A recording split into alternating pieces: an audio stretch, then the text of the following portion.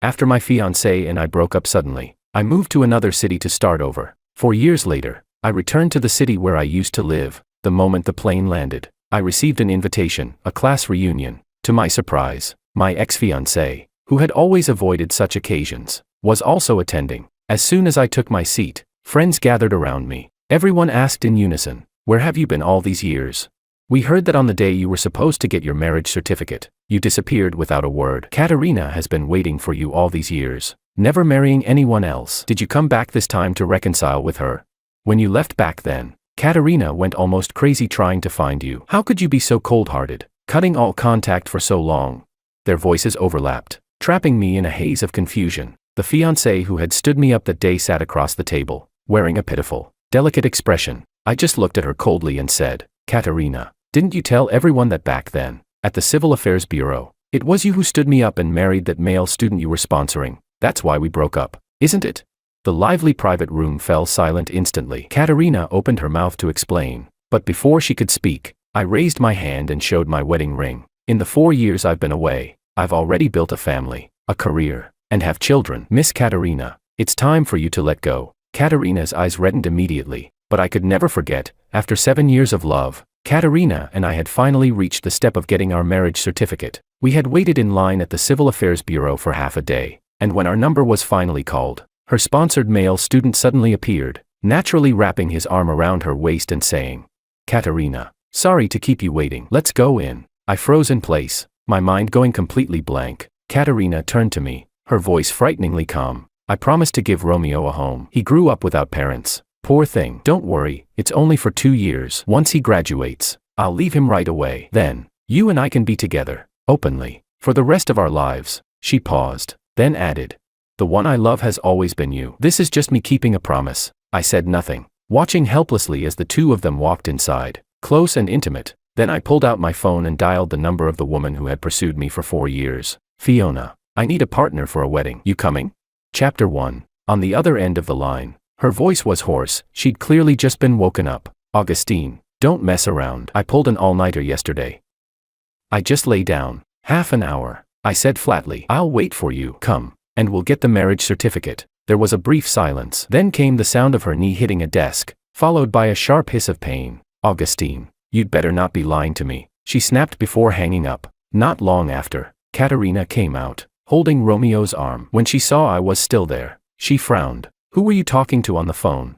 That bright red marriage booklet was in her hand, but not for me. What I had spent 7 years of my life trying to obtain, Romeo had gotten effortlessly, just by making a so-called promise. Absurd. Utterly absurd. "I'm talking to you," she pressed, her tone growing impatient. "A friend," I replied calmly. She visibly relaxed, her voice softening. "I know this makes you uncomfortable, but I promised Romeo first. A person has to keep their word, right?" I nodded slightly. "Yeah, I understand." I understood her choice, but that didn't mean I accepted the ending. She'd rather tie herself legally to a boy who was practically a stranger than give closure to our 7-year relationship. Honestly, I would have preferred it if she'd simply fallen in love with someone else. At least that would have been clean. But this reason, this so-called promise, made those 7 years feel like a joke. And I, the biggest fool of all, Fiona had warned me before, saying she couldn't see love for me in Katerina's eyes. I'd gotten angry at her for that. Now, I knew she'd been right. 7 years of love? No, it was a one-man performance from start to finish. "Since you understand, then come home with me," Katerina said, reaching out to grab my hand. "Home?" I stepped back. "You chose the wrong word. That house is mine, not your home. And certainly not yours and his." Katerina's face stiffened instantly. "Augustine, stop throwing a tantrum." Her words made me laugh, genuinely laugh, though there was no joy in it. The house I'd worked so hard to buy, the one meant for our marriage, had somehow turned into a warm little inn for them to feel the warmth of a family. Do I really look like that big of a fool? "Please, Katerina, don't be upset," Romeo tried to mediate, turning to me with a look of sincerity. "Augustine, you're misunderstanding. I never wanted to take over your place. I just wanted to feel what it's like to have a home through Katerina. I'd never interfere with you two." I cut him off coldly. "If you want to feel the warmth of a home, why not find an older lady and call her your godmother?" "Oh wait, I get it. Probably no one's foolish enough to raise such a grown-up son for free." The words had barely left my mouth before Romeo's face went ashen. Chapter 2. Enough, Augustine. Katerina's face turned pale with anger. "If you keep talking like that, All sharp words and sarcasm, you'll only make me sick. Romeo started his performance again. First, he gave me a wounded look, as if I'd just trampled his dignity. Then he lowered his head, turning to Katerina with the air of a martyr taking the blame. Katerina, don't be angry with Augustine. It's my fault. I shouldn't have mentioned the warmth of a home.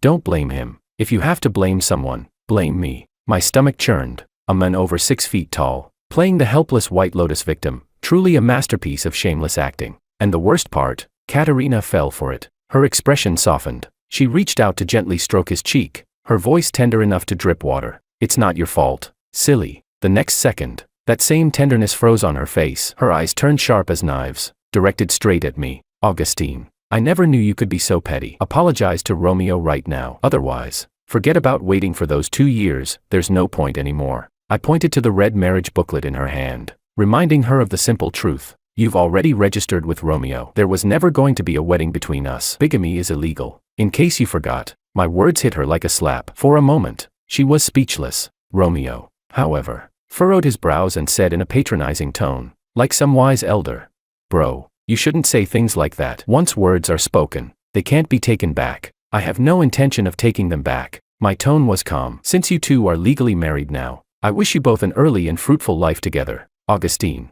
don't be so damn shameless. Katerina finally exploded completely. Was I being excessive?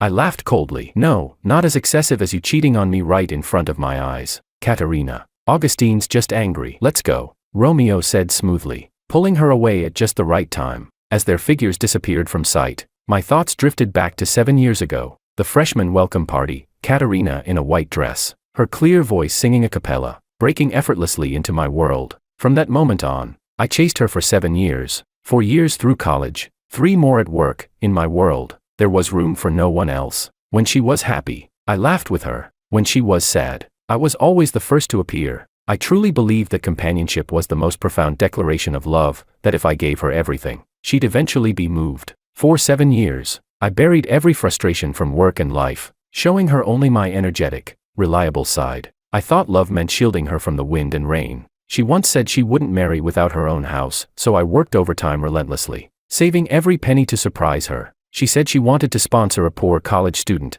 I didn't even blink before handing over all my savings. Whatever she asked, I gave. No hesitation. My wholehearted devotion gave her a carefree life, and in return, she spent all her time and energy on Romeo. They traveled together. They joked, laughed, and played together. And every time I showed even the slightest discomfort, she snapped back impatiently. Romeo just sees me as a sister. Can you stop being so dirty-minded?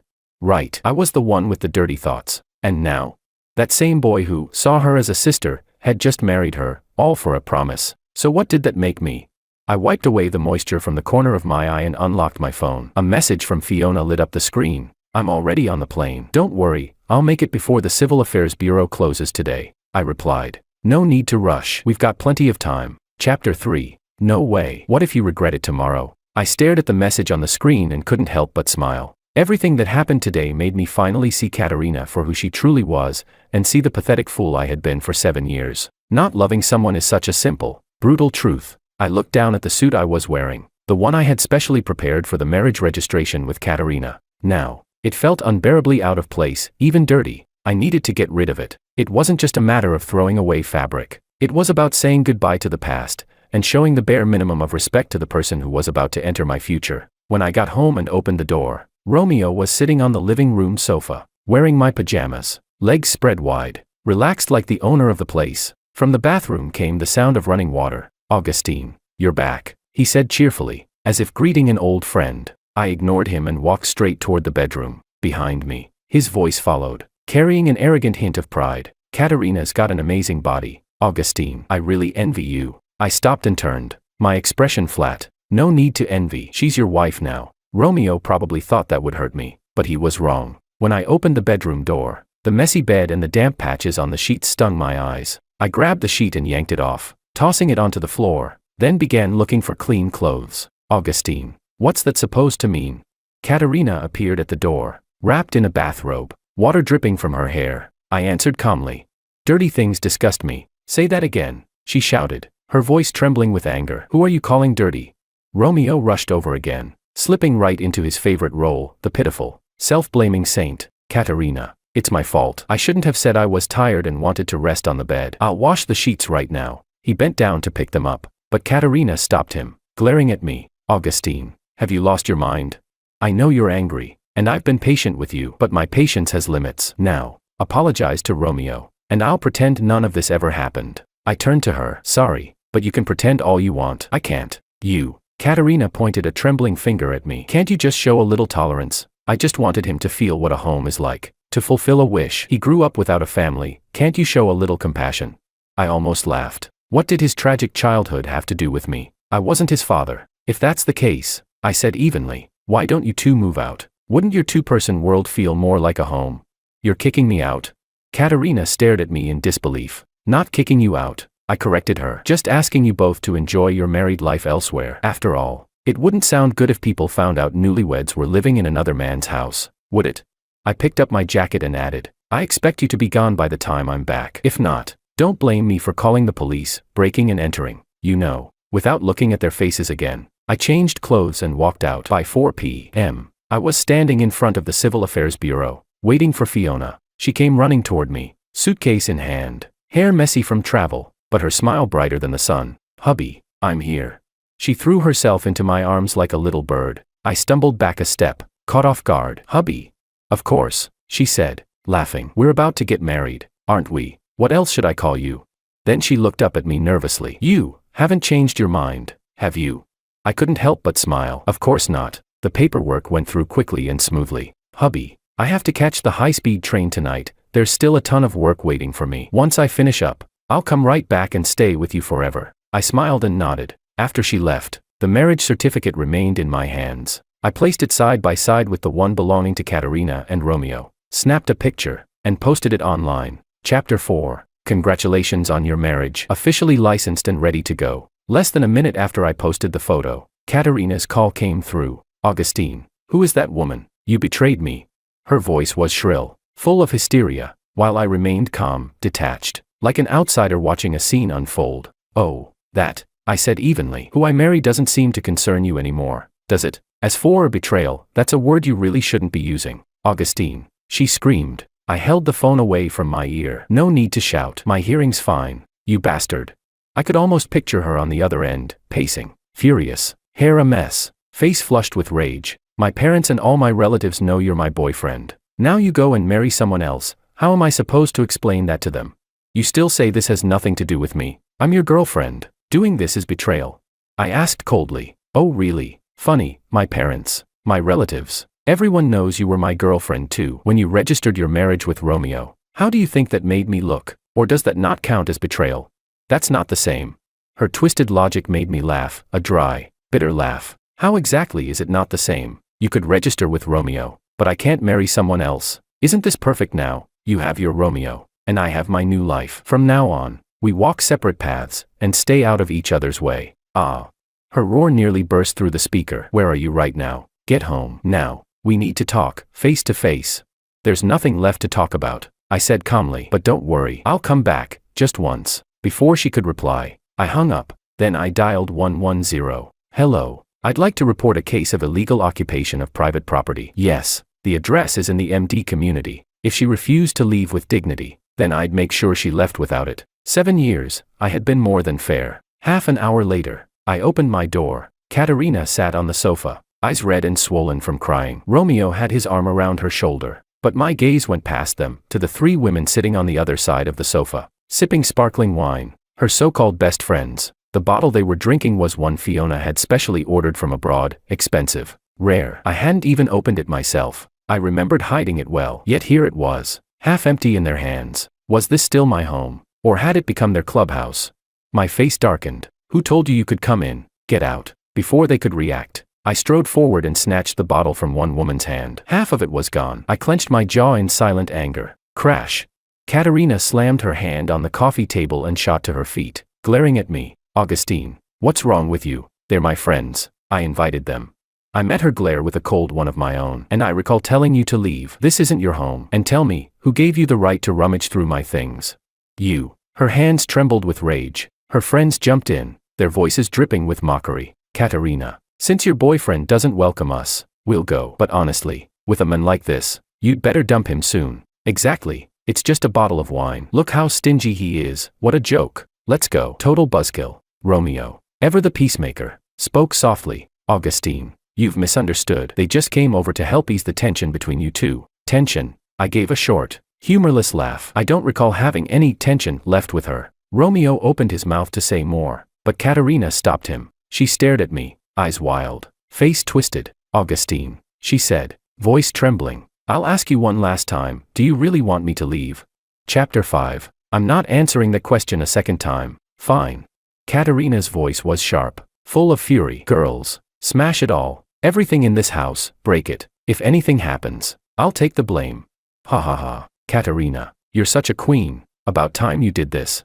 The women screamed with excitement, grabbing whatever they could reach and hurling it to the floor, smashing furniture and decorations like a pack of lunatics. Katerina just stood there, watching me, eyes filled with vicious satisfaction. Augustine, if you get on your knees right now and beg me, there's still time to fix this. Beg you.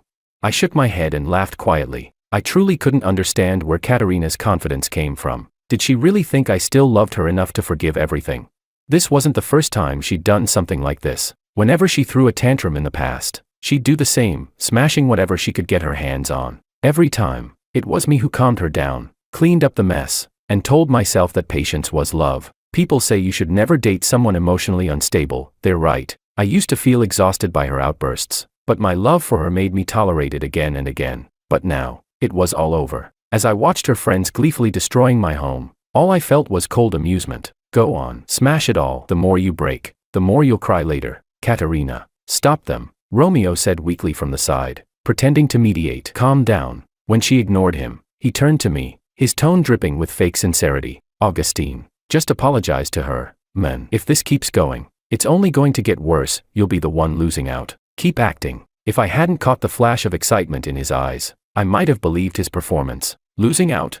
Sorry, not today. I took out my phone, opened the Notes app, and calmly recorded the price of every item those women destroyed, one by one. Then came a sudden, urgent knock on the door. I smiled. Finally, when I opened the door, 3 uniformed police officers stood there. The entire room froze in an instant. Katerina and her friends stared, dumbfounded. She spun around to glare at me, her voice trembling with disbelief. You actually called the police? I shrugged. Didn't I warn you? I said if you weren't gone before I came back, I'd call the police and report you for trespassing. Then I turned to the officers. Officers, it's them and her husband. They broke into my home without permission and refused to leave. Katerina and Romeo were still in shock, but her so-called best friends instantly erupted in protest. Augustine, I can't believe you'd actually do this. Katerina must have been blind to ever like you. Yeah, she just wanted to help Romeo fulfill a promise. And you're calling the cops. You're pathetic. No wonder she didn't marry you. Humph. Let's go. Katerina, a man like this doesn't deserve you. Wait till he comes crawling back, begging for forgiveness. I spoke calmly, almost bored. Sorry, no one's leaving today. They froze. Smash up my house and think you can just walk out. The world doesn't work that way. Officers, I said evenly. These women deliberately damaged my property. I want full compensation for all losses. The color drained from their faces at once. You call yourself a man, making us pay for this? You wish. We're leaving. Let's see who dares to stop us. I stood where I was, unmoving, watching them coldly, because I didn't have to lift a finger. Chapter 6. Intentional destruction of another person's property carries legal consequences. If you refuse to compensate, please come with us to the station to assist with the investigation. The officer's words landed like a hammer. The women who just moments ago had been full of arrogance were suddenly pale and trembling. Officer, this is all a misunderstanding. Yeah, we were just trying to calm things down. We didn't mean to break anything. Katerina, say something. We only did it because you told us to. You said you'd take responsibility. That's right, Katerina. Don't you dare let us take the fall for you. Katerina's face turned an ugly shade of red. Her eyes filled with venom as she glared at me. Augustine, do you really have to be this ruthless? I met her gaze with a cold, silent smile. She was the one who registered her marriage with Romeo. She was the one who ordered her friends to trash my home. And now I'm the one being blamed for going too far.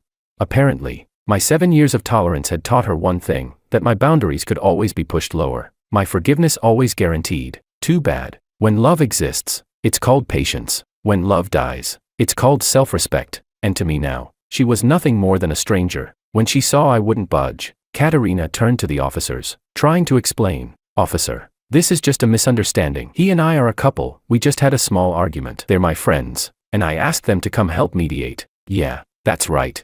Exactly, officer. We're all good people, don't let him fool you. Her friends clung to her story like drowning women grabbing a plank of wood. The three officers turned their attention to me, silently asking for clarification. Without a word, I took out the 2 red marriage certificates from my pocket and placed them in front of them. I'm already married, and as of this morning, she registered her own marriage to another man. 2 married people can't exactly claim to be a couple, can they? Everything she just said, pure nonsense. You. Katerina's finger shook as she pointed at me, her whole body trembling with rage. Enough, said the lead officer. Save it for the station. You can explain everything there, at the police station. As I stood firm on my demand for full compensation, Katerina's so-called best friends immediately turned on her. This whole thing was your idea. We only did what you told us to. You should be the one paying. Exactly. We're not taking the blame for this, Katerina. Friendship is friendship, but money's money. Don't you dare make us your scapegoats. Katerina's face shifted from green to white, then back again. I stood off to the side, watching it all unfold with detached amusement. So this was the sisterhood she was so proud of. When it came to eating, drinking, and gossiping, they were inseparable. But when real trouble arrived, they scattered faster than anyone. Still, she had no one to blame but herself. After all, people attract what they are. And if these were her closest friends, then what did that say about her? The thought that I had once loved a woman like this for 7 years made my stomach twist in physical disgust. Forget it, I'll pay for everything myself. Katerina gritted her teeth, turned to me, and asked coldly, fine, how much do you want? Let's see. I unlocked my phone, opened my notes, and started adding up the list one item at a time. Then I looked up with a faint smile. Floor repair, custom dining table, imported sofa, wall restoration. I'll even round down for you. The total, 150,000 yuan. Katerina froze, then shrieked, what? That much? Too much, I asked evenly. You've never paid a single cent for this apartment, not for the purchase, not for the renovations. You never cared about the costs. So of course you think it's too high. Should I pull out the receipts for every single thing I bought? Every yuan had been earned by my own hands, through countless late nights and overtime hours. 150,000, not a cent less, I said flatly, a final ultimatum. Katerina glared at me with hatred. Fine, it's just 150,000, I'll pay. Then she turned to Romeo. I only have a little over 10,000 in my account. You'll have to cover the rest first. Romeo looked helpless, his voice trembling. Katerina, I don't have that kind of money. Katerina blinked in disbelief. What do you mean you don't have money? I give you over 30,000 yuan every month for living expenses. Did you spend all of it? Chapter 7. Romeo put on a pitiful face, his tone full of grievance. Katerina, it's not like I want to, but you know how expensive college life is these days. Eating out with classmates and roommates, I can't just let them pay every time. Right. Then there's study materials, club activities, it all adds up. Honestly, I haven't managed to save a single yuan. Katerina took a deep breath, her eyes flickering with something complicated as she looked at him. Then she turned back to me. You heard him. I'm short on cash, and Romeo doesn't have any either. Let's just say I owe you for now. I'll pay you back once I've got the money. No. My tone was flat and final. Augustine. Katerina exploded, her voice sharp and trembling. Don't push it. It's just 150,000. I said I'll pay you back, didn't I? Then pay it now. Her chest rose and fell violently, fury and humiliation burning across her face. And besides, I turned my gaze to Romeo, my voice edged with irony. Do you really believe he doesn't have a single yuan to his name? Romeo's expression shifted ever so slightly before he quickly defended himself. What are you implying? You've been through college too, you know how expensive everything is. And with how kind Katerina's been to me, do you really think I'd lie to her? Heh, I gave a short, cold laugh. Sure, college expenses were real, but burning through over 30,000 a month, that took effort, or a secret. Of course you'd have a reason to lie to her. A clear, confident female voice rang out from the doorway. I turned instinctively, and there she was, Fiona. She stepped inside gracefully, her presence bright and steady, like sunlight cutting through the stale air. For a moment, I froze in surprise before a genuine smile spread across my face. You're back. Didn't you say you had work piling up at the company? She smiled, eyes soft. No matter how big the problem, nothing's more important than you, husband. Fiona came over and naturally slipped her arm through mine. You. Katerina's voice trembled with rage, her eyes burning with hatred as she glared at Fiona. I knew it, you home-wrecking fox. You've always had your greedy little eyes on Augustine. Fiona smiled sweetly and replied, calm and unshaken.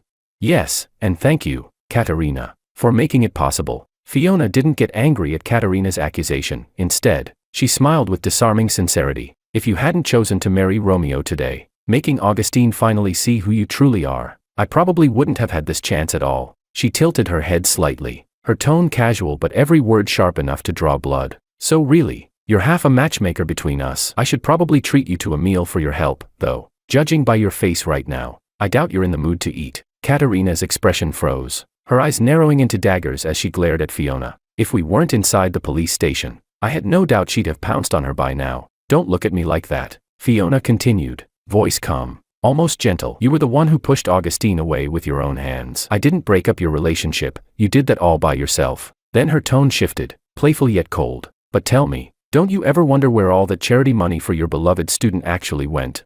Over $30,000 a month, TSK, even in a top-tier city. That's quite the luxury lifestyle. As she spoke, Fiona cast a faintly mocking glance at Romeo, whose expression grew visibly stiff. Before Katerina could respond, Romeo panicked. He grabbed her hand tightly and blurted out, Katerina, let's just go. I'll figure out the money issue. Katerina, clearly touched by his supposed sense of responsibility, squeezed his hand in return. You're just a student, there's no way you can come up with that much money. Don't worry, I want to hear what this woman's trying to spin. I won't believe a word of it. But, Romeo tried to interrupt, but Katerina cut him off coldly. She turned to Fiona with a sneer. Go ahead, I'm listening. Let's see what kind of story you can make up. Story? Fiona smiled faintly. You'll know soon enough. She reached into her bag and pulled out a stack of glossy photographs, slapping them onto the table. Take a look. Here's what your model student has been doing behind your back. Katerina frowned, picked up the photos, and began flipping through them one by one. Her expression shifted with each turn: confusion, disbelief, shock, then finally, fury. In one sudden motion, she turned and hurled the entire stack straight at Romeo's face. So this is where all your money went. The photos scattered across the floor. I glanced down. They were all intimate shots of Romeo with different young women. Some in high-end restaurants, others shopping in luxury stores, a few even taken in hotel lobbies. I couldn't help but smirk. No wonder $30,000 a month wasn't enough. Turns out he was funding his own little harem. Katerina glared at Romeo, her voice trembling with rage. You used my money to keep other women. Unbelievable. You're even worse than I thought. Chapter 8. Romeo's face went pale. He hurriedly waved his hands. Katerina, these are fake. They're photoshopped. You know me, I get nervous talking to girls I don't know well. There's no way I'd be involved with so many women. Fiona answered slowly, calm as ever. Whether they're faked or not isn't for you to declare. This is a police station. Shall we ask the tech department to verify their authenticity? Romeo was instantly silenced. Smack. Katerina delivered a loud, stinging slap across Romeo's face. Her whole body trembled with fury. I scrimped and saved to give you money for school. Even broke up with the boyfriend I'd been with for 7 years so I could give you a home and register the damn marriage certificate. And this is how you repay me. Do you have any conscience? Romeo clutched his burning cheek. Whatever mask he'd worn finally shattered. He let out a bitter laugh and dropped the pretense. You insisted on sponsoring me. I never forced you. And you swore to give me the warmth of a family. Did I ever beg you for that? Don't pin all the blame on me. In the end, you were the silly one, easily flattered by a few sweet words. He paused. Then his tone turned even harsher. Besides, once the money's in my hand, it's mine. I can spend it any way I want. What business is it of yours? You bastard. Katerina snapped. She lost control, lunging at Romeo, claws bared, her long nails aiming straight for his face. Romeo was no gentle type either. He grabbed her and they began to wrestle. The officers rushed forward and pulled them apart. Katerina pointed at Romeo, screaming hoarsely, I gave you so much. I gave up a marriage for you. And this is how you repay me, with betrayal. You ungrateful wretch. Romeo sneered contemptuously. Don't paint yourself as some martyr, like you suffered so much. What are you, really? You supported me because I'm young and good-looking, to satisfy your secret vanity. We're both using each other, you for ego, me for cash. Don't pretend to be noble. Arg, I'll kill you. Katerina screamed and tried to lunge at Romeo again, but the police held her fast. Fiona tugged my sleeve and whispered, hubby, this farce should end. Let's go. I nodded. Before we left, I looked back at the still raging Katerina and tossed one last line at her. Katerina, 150,000, not a cent less. 1 week. If the money isn't in by then, expect court papers. As we walked out of the station, I could still faintly hear Katerina's blood-curdling curses behind us. Why did you even look into Romeo? I asked, genuinely curious. Fiona held onto my arm, looking up at me with that confident sparkle in her eyes. Of course I checked. I wanted Katerina to see what kind of trash she gave up everything for, and realize how blind she's been. You're a good man, Augustine. Someone had to show her that. You think I'm a good man? Of course, she said without hesitation. Rising on tiptoe, she planted a quick kiss on my cheek. My husband is the best man in the world. No objections allowed. I couldn't help but laugh, tightening my grip on her hand. The days that followed passed quickly as Fiona and I threw ourselves into preparing our new home. She told me she'd already resigned from her job. Once her handover was done, she'd be moving in for good. No more long distance. No more leaving. A week flew by, bringing with it the deadline I'd given Katerina. That afternoon, she showed up at my door. Augustine. In just one short week, she looked like a completely different person. Hollow cheeks, red eyes, exhaustion written across her face. I've already divorced Romeo. Her hands trembled as she fumbled in her bag, pulling out a green divorce certificate and thrusting it toward me. Look, I interrupted her, voice calm. So what? Let's start over. Okay. She clutched my hand, gripping it so tightly it hurt. I know I was wrong. I really do. Please, give me another chance. We can go get our marriage license right now. We'll have a baby, a family, just like before. Please, Augustine. I chuckled softly, turned, and walked into the bedroom. When I came back, I was holding my marriage certificate with Fiona. I waved it lightly in front of her eyes. Katerina, it's broad daylight. Stop dreaming. Fiona and I are getting married next weekend. You're welcome to come for the banquet if you want. I'm not stingy about an extra pair of chopsticks. No, you can't be with her. I love you, Augustine. I can't live without you. You promised we'd be together forever. Katerina shook her head, crying hysterically, but for the first time in 7 years, I felt absolutely nothing. Chapter 9. All warmth vanished from my face. So you do remember we once made a promise, I said quietly. Then tell me, what did your actions mean? You left me standing alone outside the marriage registry, walked straight in with another man, and used the home I bought to give him warmth. When you did all that, did our forever ever cross your mind? Katerina's face went ghostly pale. She couldn't say a word. I continued, voice steady but cold. Katerina, I loved you for 7 years. I gave you everything I possibly could. From the moment you decided to sponsor Romeo, you kept using my love to feed your savior complex. Tell me, am I wrong? It's my fault. It's all my fault. Tears streamed down her face uncontrollably. The only words she could still form were I'm sorry. No need for apologies. I looked at her calmly. Just don't disturb my life again. That will be the greatest respect you can show me. And about the 150,000, not a single yuan less. Augustine, are you really that heartless? You won't leave me even the smallest way back. I met her eyes and said, each word heavy as stone. You want a way back now, but the only road I had was the one you personally destroyed. The sentence hit her like a blow. Her knees gave out, and she collapsed weakly onto the floor. The next day, Katerina came to deliver the money. When I reached out to take the thick envelope of cash, she clutched it tightly, refusing to let go. Her voice trembled with the last flicker of hope. Is it really impossible? Before I could respond, Fiona spoke up first. Miss Katerina, she said, her tone cool but composed. If I were you, I wouldn't even have the face to ask that question. You don't understand. I'm a victim too, Katerina screamed, her voice cracking. Yes, I registered with Romeo, but I swear I never betrayed Augustine. I'm clean.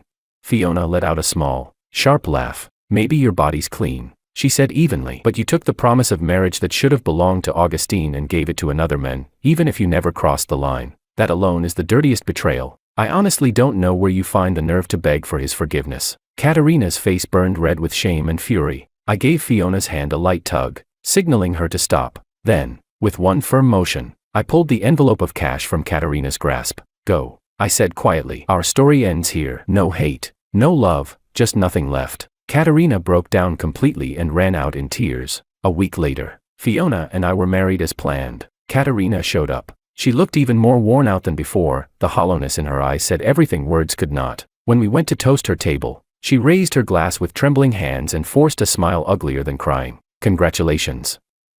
I wish you both a lifetime of happiness. Thank you. I touched my glass lightly against hers. She downed the liquor in one go, choking as it burned her throat, coughing until her eyes turned red. When she looked up at me, her eyes were full of desperate hope. I gave her a polite nod, nothing more, and turned away, leading Fiona toward the next table. Behind us, her stifled sobs broke through the music. That night, I received one last message from her. I'm leaving the city. I wish you happiness. Truly. I read it once, then deleted it. For a moment, I stood there in silence. Then I walked to the window. Outside, the night was deep, but in the east, The first faint light of dawn had already begun to rise. A new day was beginning.